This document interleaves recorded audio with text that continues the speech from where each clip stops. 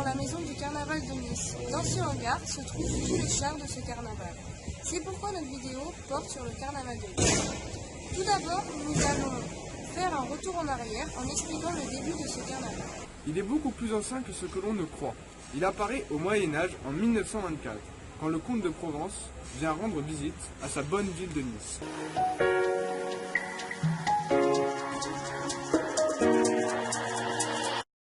Au XVIIIe siècle, le carnaval se déroule dans la vieille ville.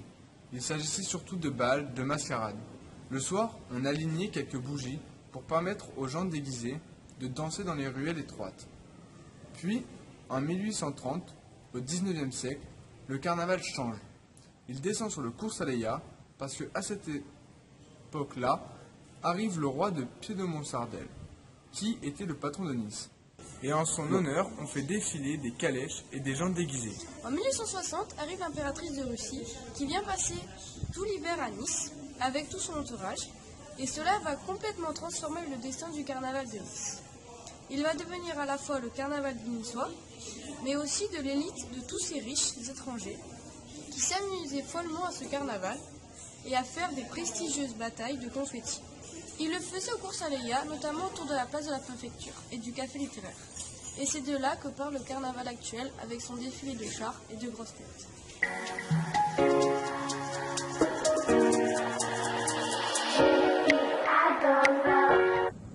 Voici une vue d'ensemble de là où sont entretenus les chars.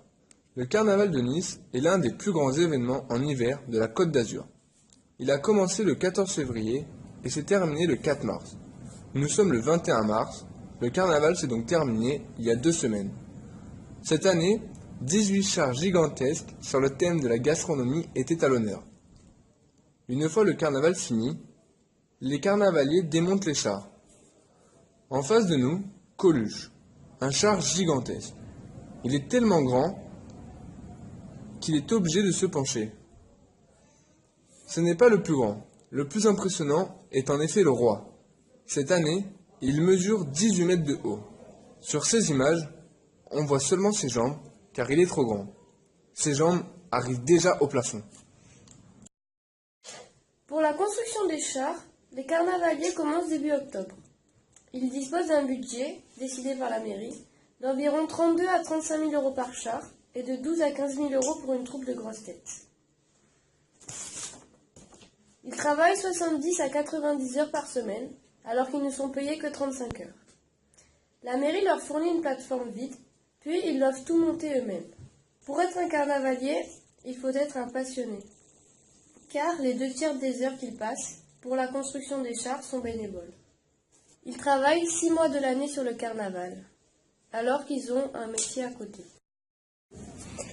En 2012, le carnaval rassemblait plus de 400 000 spectateurs, soit une recette de 2,4 millions d'euros pour la ville de Nice. Les retombées économiques grâce à la fréquentation des touristes, que ce soit pour la restauration, les hébergements, les transports, le shopping, etc., étaient estimées entre 30 et 33 millions d'euros en 2012.